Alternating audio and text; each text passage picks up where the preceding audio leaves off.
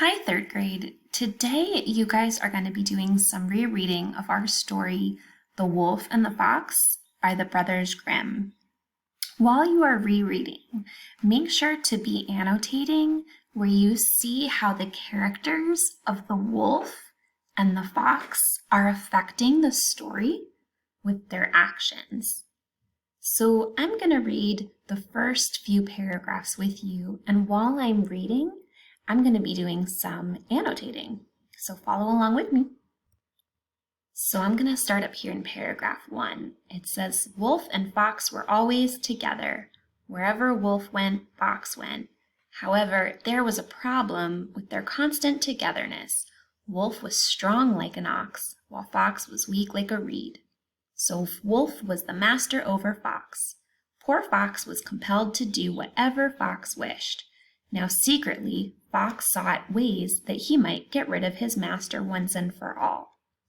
So I got some insight into their character traits and even a little bit into Fox's point of view. But there are no actions in this paragraph for me to annotate. So let's hop on over to the second paragraph and see what we can find. It chanced that one day the two were going through the forest. Suddenly, Wolf clutched his stomach, which made the kind of noises only a hungry stomach makes. Wolf turned to his small friend and said, I am hungry, Fox. You simply must seize me some food or else I will starve. Poor Fox sighed. Wolf growled, grunted, and grimaced, and then he said, if you don't find me food, I will have to eat you. Okay, well, right here I see some really important actions from Wolf that are going to influence the next events in the story. Wolf says to the fox, if you don't find me food, I will have to eat you. So the wolf kind of starts the story off by threatening the fox.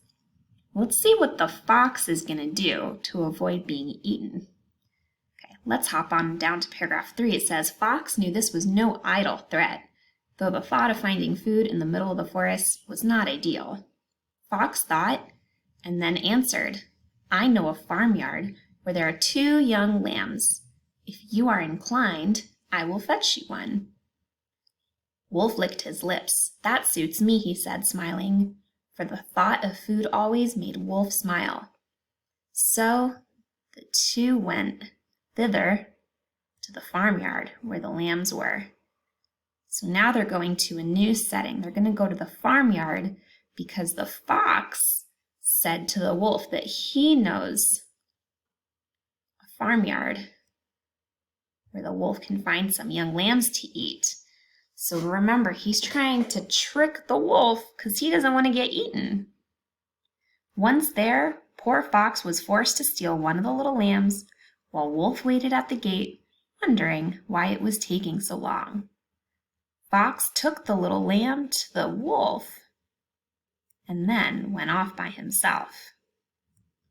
So it looks like he's trying to trick the wolf by giving him a lamb so he doesn't get eaten.